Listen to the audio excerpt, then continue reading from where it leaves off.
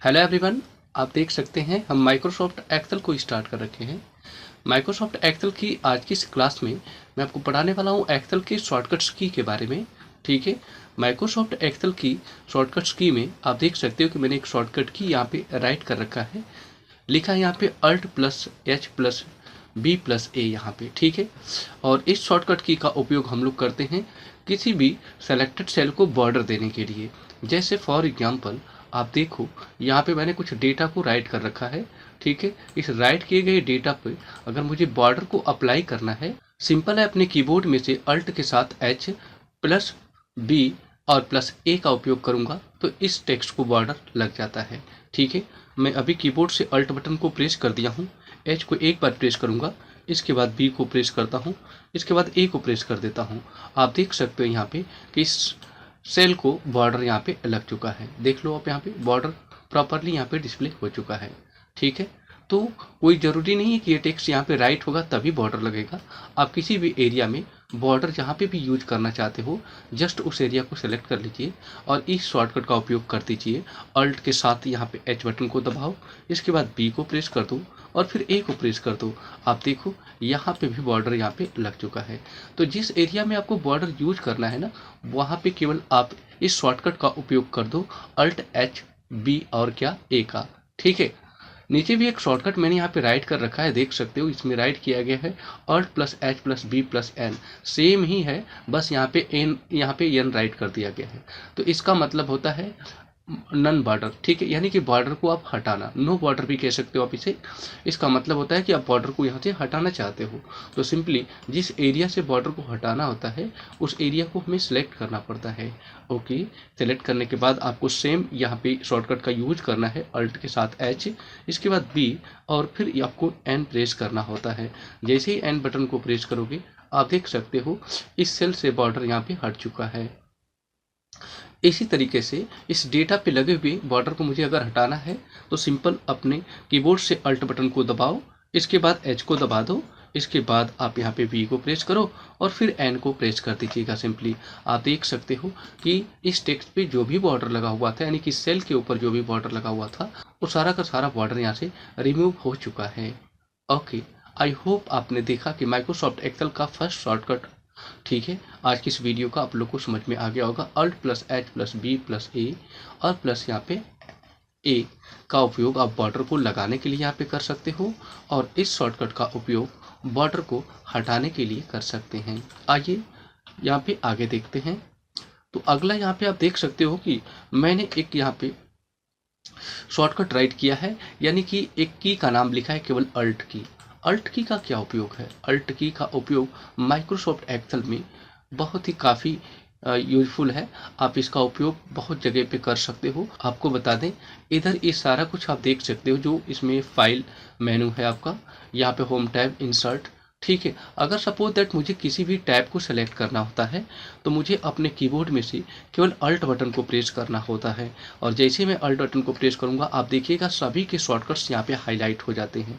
मैं केवल alt button को प्रेस करता हूँ, आप ध्यान से देखो, और फिर क्लिक करने के बाद मैं अल्ट बटन को यहाँ पे प्रेस कर देता हूँ। ठीक है, फिर आप यहाँ पे देखिए जैसे ही मैंने अल्ट बटन को दबाया तो अल्ट से अगर अल्ट एफ दबाता हूँ तो फाइल मेनू यहाँ पे ओपन हो जाता है। अल्ट के साथ एच दबाऊंगा, होम के सारे ऑप्शंस दिख जाते हैं। अल्ट के साथ एन प्रेस करूंगा तो इंसर्ट के सारे ऑप्शंस आपको यहाँ पे दिखेंगे। अगर पी प्रेस करूंगा अल्ट के साथ तो पेज लेआउट ओपन होता है। अगर अल्ट के साथ एम, फार्मूला, डाटा, रिव्यू, सो इसी तरीके से सारे का शॉर्टकट आपको यहाँ पे यहाँ पे डिस्प्ले हो चुका है, देख सकते हो आप यहाँ पे। ओके, तो अगर मैं यहाँ पे अल्ट के साथ केवल एच प्रेस करता हूँ, आप ध्यान से देखो, अल्ट के साथ मैंने एच प्रेस किया अभी, तो जैसे ही अल्ट एच प्रेस किया अब दोबारा से, तो आप देख सकते हो कि अल्ट एच प्रेस करते ही सारी कमांडों की शॉर्टकट्स आपको मिल चुका है। ठीक है, अगर मैं एक्स प्रेस कर दूंगा तो कट होगा, सी प्रेस कर दूंगा तो कॉपी, फॉर्मेट पेंटर यूज करना है तो एफ और पी का उपयोग कर सकता हूँ। ठीक है, और इसी तरीके से बोल्ड, इटैलिक और अंडरलाइन के लिए देख सकते हो कि मुझे 1 प्रेस करना होगा, इसके लिए 2 प्रेस करना होगा और इसके लिए 3 प्रेस करना पड़ेगा। ठीक है, तो सारे के शॉर्टकट्स आपको यहाँ पे मिल जाते हैं। तो आपने देखा कि अल्ट या अल्ट का उपयोग आप कहाँ कहाँ पे कर सकते हो। आइए अगले ऑप्शन को सीखते हैं। अगला ऑप्शन आप यहाँ पे देखोगे तो यहाँ पे मैंने राइट किया है एडिट सेल। एडिट सेल का मतलब होता है सेल में परिवर्तन करना। सेल में कोई भी चेंजेस करना होता है तो एडिट सेल का उपयोग करते हैं।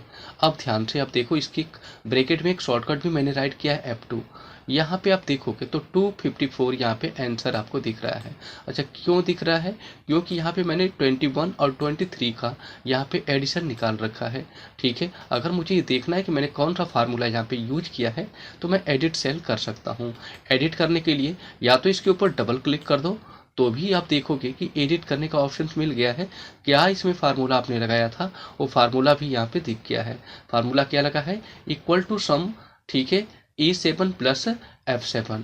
ठीक है, तो ये तो पहला नियम था आपका यहाँ पे कि आप इसे एडिट करना चाहते हो तो डबल क्लिक कर दो सिंपली, या तो फिर आप इसे सेलेक्ट करके जो शॉर्टकट मैंने राइट किया है F2 आप इसको दबा दीजिए, तब भी आप सेल को एडिट कर सकते हो। तो देखो, जैसे ही मैंने F2 को प्रेस किया, सेल को एडिट करने का ऑप्शन आपको मिल चुका है। अब सपोज दैट कि जहाँ पे मैंने प्लस यूज किया है, मैं यहाँ पे मल्टीप्लाई का साइन स्टार यूज कर देता हूँ। मुझे मल्टीप्लाई का साइन यूज करना था, इसलिए मैंने मल्टीप्लाई का साइन यूज कर दिया। अब एंटर बटन को प्रेस करूँगा तो आप देख सकते हो कि इन दोनों संख्याओं का मल्टीप्लीकेशन आपको यहाँ पे मिल जाता है। यहाँ पे 4000, ठीक है, 893 आंसर इसका आपको मिल चुका है। तो एडिट सेल की शॉर्टकट F2 होता है। आई होप ये क्लियर हो गया होगा। ओके, आगे आप देखोगे तो मैंने राइट किया है एक्टिव सेल। एक्टिव सेल किसे कहते हैं? एक्टिव सेल, तो आपको बता दें कि अगर आप एक्सेल इन यहाँ पे स्टार्ट करते हो तो सबसे पहले जो सेल इसमें से सेलेक्ट होता है वो सेल आपका सिलेक्ट होता है A1, यानी कि यह सेल जो होता है पहले से एक्टिव रहता है। लेकिन जब आप इस पर क्लिक कहीं करते हो, जिस सेल के ऊपर क्लिक करते हो उसी सेल को एक्टिव सेल कहा जाता है। जैसे कि मैं अगर इस सेल पे क्लिक कर दिया तो अभी यह सेल क्या होगा? एक्टिव सेल हो जाएगा। अच्छा, सेल का नाम होगा B और कौन सा रो है? 3। तो आप देखोगे यहाँ पे कि आपको यहाँ पे नेम बॉक्स में आपको दिखेगा, लेकिन नेम बॉक्स तो यहाँ पे दिखाई नहीं दे रहा है। तो नेम बॉक्स को आप चालू कर सकते हो, व्यू पे जाके क्लिक करो यहाँ पे और फार्मूला बार को ऑन करते ही आप देखोगे कि नेम बॉक्स यहाँ पे खुल चुका है। अब आप यहाँ पे देख सकते हो कि यहाँ पे सेल का नाम B3 दिखा रहा है। तो जिस सेल पे क्लिक कर रहा हूँ ना वही सेल एक्टिव माना जाता है। तो जैसे कि मैं इस सेल पे क्लिक किया तो C4 दिखाया, इस पे क्लिक किया तो C2 दिखाया। तो जहाँ भी क्लिक कर रहा हूँ उस सेल का एड्रेस यहाँ पे बता रहा है, तो यह सेल एक्टिव सेल होगा। ठीक है, अगर आप सपोज दैट यहाँ पे क्लिक करके इस एरिया को सेलेक्ट कर लेते हो तो आप देखोगे तो इसमें से जो सेलेक्टेड सेल होगा वो कौन सा होगा? E8। तो यही इसमें एक्टिव है इस समय। अगर मैं इस तरीके से सेलेक्ट करके अभी पकड़ के रखूँ तो देख सकते हो सेल का रेंज दिखा रहा है 3R, ठीक है, और फिर इसके बाद 3 कॉलम यहाँ पे आपको दिखा रहा है। ठीक है, तो इस तरीके से आप यहाँ पे देख सकते हो। तो एक्टिव सेल का मतलब सेलेक्टेड सेल को ही एक्टिव सेल कहा जाता है। यहाँ पे अगला ऑप्शन दे रखा है आपका क्लियर। क्लियर का मतलब क्या होता है? क्लियर फॉर्मेटिंग ऑप्शन से देख सकते हैं यहाँ पे राइट भी किया गया है।